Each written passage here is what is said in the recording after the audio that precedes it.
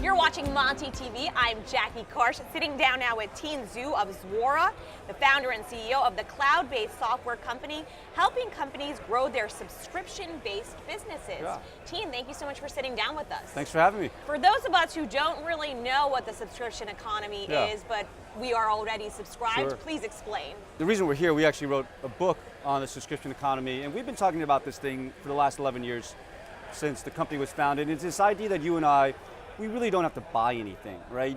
These days you don't have to buy DVDs, you don't have to buy CDs, you simply tap into Netflix or Spotify for entertainment.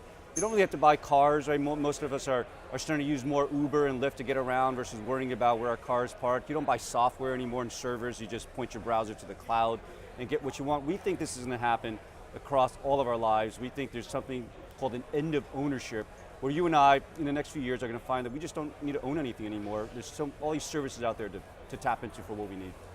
Really not own anything? No, nothing. No homes? No homes, no cars, services. Imagine your home. Why get stuck with a home? Why not be able to go from city to city to city and have the same exact experience that you have in your home? If somebody can go and invent that, that's what you would subscribe to. Why is the consumer moving to the subscription economy? Well, it's simply better. I mean, a product can't keep up with you. The product is obsolete, right? You get this experience where, let's look at a Tesla. These Tesla cars update themselves every 2 weeks, every 4 weeks. So it's always got the latest and greatest of everything. And now you walk into, I don't know, a Mercedes, a Toyota, and from 3-4 years ago, the dashboard hasn't been updated. It feels weird. We're all getting used to this. We're used to the apps on our phones being updated, the software in our TVs be updated, the software that we use at work being updated. And so more and more, we're expecting smart services to know what we are, to constantly, to know our preferences, to constantly get better and better.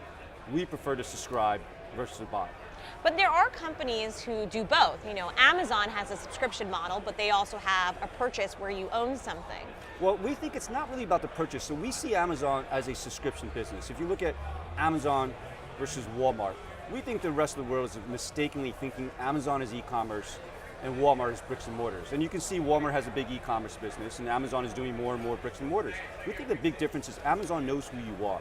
You have an Amazon ID, and you do everything against that Amazon ID. So Amazon just doesn't think of you as a customer walking into a store, doing an anonymous purchase and walking out and not really caring who you are. They're obsessed with knowing who you are and your behavior and tracking a profile of you and building a relationship over you. And that's why they can go into groceries, they can go into music, they can go into all these different areas. So Amazon we see as the original subscription business. Isn't that kind of challenging for a company to learn so much about you? Maybe companies don't really need to know all that information about you.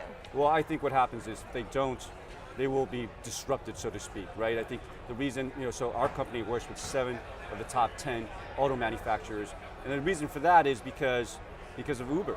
They're realizing if they don't get to know who their customers are, if they see the experience of you as when you step into the car and step out of the car versus when you wake up in the morning and how did you get to work, right, which is a much more expansive view, then they might get Ubered. And this isn't just happening in the car industry. You're going to see the same thing happening in entertainment and media and transportation, but we see this as a multi-decade shift.